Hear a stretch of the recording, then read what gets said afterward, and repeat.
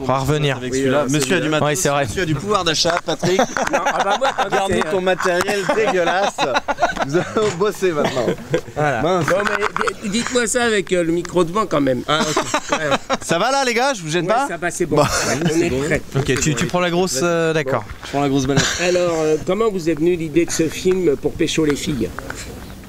On fait toujours tous des films pour pécho les filles, c'est le principe. Alors on a trouvé un sujet voilà, qui pouvait leur parler. Je fais du cinéma pour pécho. Ouais. Enfin, du moins c'est ce que j'espérais. Je pensais que ça marchait.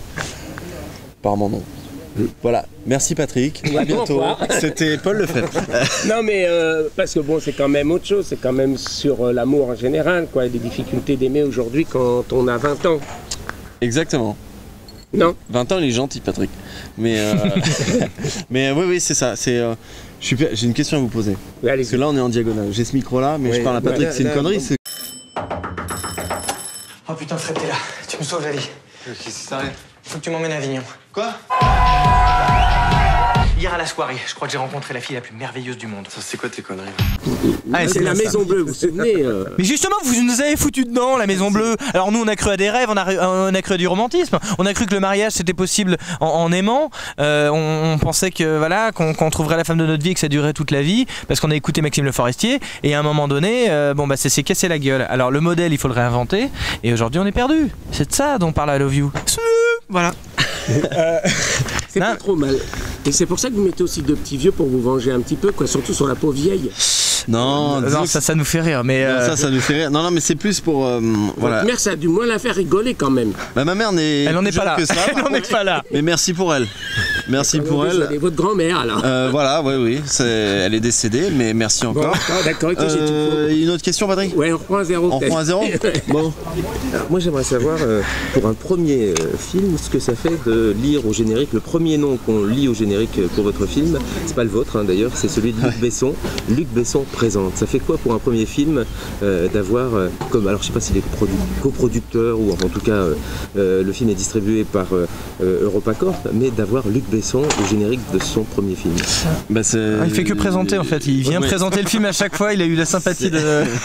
Non voilà, c'est le parrain du film, voilà, c'est lui qui m'a aidé à monter ma boîte, tout ça, vraiment toujours soutenu sur toute l'avancée du film.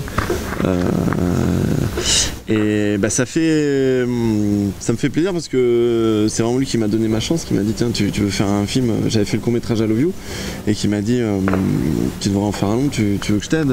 J'ai fait bah oui, c'est un peu comme demander à un aveugle s'il a envie de voir de près. J'ai dit bah avec plaisir et il m'a dit ok on y va, et depuis ce temps-là, depuis 4 ans il m'a jamais lâché, toujours aidé, toujours présenté des gens qui m'ont aidé, donc voilà c'est... Et la rencontre s'était fait dans quel cadre? J'avais fait donc le court-métrage à Love You qui était passé dans un festival qui s'appelle Génération Court, qui est un festival de banlieue qui est parrainé par Luc Besson, et dedans il y avait dans le jury il y avait Alain Itoundi qui est producteur exécutif du long métrage là qu'on vient de faire, et qui était dans le jury, qui m'a rencontré, qui a montré le cours à Luc, qui m'a présenté Luc, donc c'est grâce à lui et Luc que le film s'est fait, et voilà, de là la rencontre avec Luc a continué. J'ai eu j'ai eu un rôle dans Lucie, j'ai eu la mule française, donc voilà, tout ça ça m'a permis de... Vous avez côtoyé Scarlett Johansson là, Oui, j'ai eu une aventure avec elle, mais c'est une pure info que pour à New York. Voilà, exactement. Et du coup voilà, ça m'a permis d'apprendre un peu comment il travaillait, voilà, parce qu'un premier film c'est aussi... Excuse-moi, qu'est-ce que tu fous là? Ah non mais moi c'est parce que je suis un pote de Stéphanie en fait. Si tu pouvais te barrer, t'as Tu vu... me laisses finir ma partie, ok? Si on part maintenant, on y est largement pour 20 heures. Le premier film, ouais, parce qu'il y a, quand on arrive sur un plateau avec plein de techniciens, voilà, Luc m'avait permis de rencontrer des techniciens qui m'ont dit bah on le fait, on va t'aider, pareil, donc c'était cool. Mais quand on arrive le premier jour avec plein de techniciens confirmés qui nous demandent alors qu'est-ce qu'on fait, on doit faire semblant de savoir faire. C'est assez stressant, mais au final, voilà, le film est là et c'est cool. C'était un apprentissage, quoi. C'était vraiment une super expérience. Comment on étire un cours sur un lot? C'est qu'on avait déjà suffisamment. Bah avec le talent, Patrick, j'ai envie de vous dire, c'est avec le talent qu'on fait. Non mais à l'écriture. Ne fait que s'en douter. Comment on essaie non mais en fait de renouveler les genres, parce que c'est un peu ça aussi. Vous avez oui, finalement il y a. C'est un peu Mais il y avait une bonne base, du moins j'espère. Il y avait la trame dans le cours, en fait. Le pitch, c'était deux potes qui vont rejoindre une nana dans le sud et avec en fond l'amitié déjà des deux et l'amour, la question de l'amour dans notre société, pour notre génération notamment. Donc au final, j'ai juste étiré en amenant des personnages qui vont chacun amener une vision de l'amour à eux, qui vont faire que les protagonistes vont se poser des questions aussi, qui vont amener en même temps des situations un peu croustillantes, un peu trash, un peu poétiques, un peu tout ce qu'on veut. Donc c'est ça qui est cool. En fait, c'était un bonheur. C'est toujours difficile parce que moi c'est la première fois que j'écrivais un long métrage, c'est la première fois que j'écrivais de ma vie. Donc on se pose plein de questions quand on écrit un premier projet comme ça. Est-ce qu'on fait les bons choix? Est-ce que on s'auto-censure déjà même à la base, ce qui est con, parce qu'au final moi j'ai rien à perdre. Bon, j'ai tout à gagner, mais j'ai rien à perdre. Mais en tout cas c'était un plaisir. En fait, je crois que j'avais quelque part peut-être des choses à dire. Enfin, j'espère. Et la comédie, c'est plus dur en plus. Contrairement à ce qu'on pense, parce qu'il faut que ça soit millimétré, calibré. Un gag n'arrive pas comme ça, n'importe comment. Il faut qu'il soit amené, il faut qu'il y ait... Oui, c'est ce qu'on dit en tout cas. Je pense qu'il y a même pour le polar ou pour le drame, c'est d'autres codes. C'est d'autres codes, mais c'est des codes.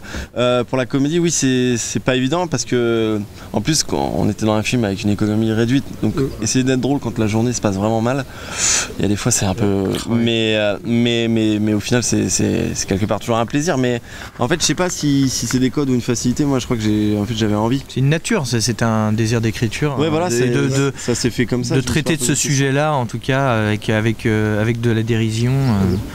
Voilà. Surtout qu'on n'est pas dans du stand-up, c'est-à-dire qu'on pourra avoir un spectacle de scène qui va se mettre en image, mais là il y a le jeu avec le décor, il y a le milieu compte aussi, quoi. Oui. On est avec le camionneur, il y a tout, ou même pas mal de fois, quoi. Bah oui, et puis on essaie quelque part d'avoir un vrai fond d'histoire aussi, parce que c'est vrai que nos personnages posent vraiment des questions sur l'amour, et on veut pas amener de réponse, mais on veut vraiment que poser des questions. Mais la comédie naît de la vie en fait, c'est-à-dire on ne va pas chercher absolument, on va pas absolument chercher le gag. C'est en fait en traitant de certaines situations, parce que la vie est tous les jours dramatique et elle est tous les jours très drôle. Elle est même pour ma part plus souvent drôle que dramatique. Oui, pareil. Je trouve que si on regarde nos contemporains, moi j'ai envie de me marrer tout le temps.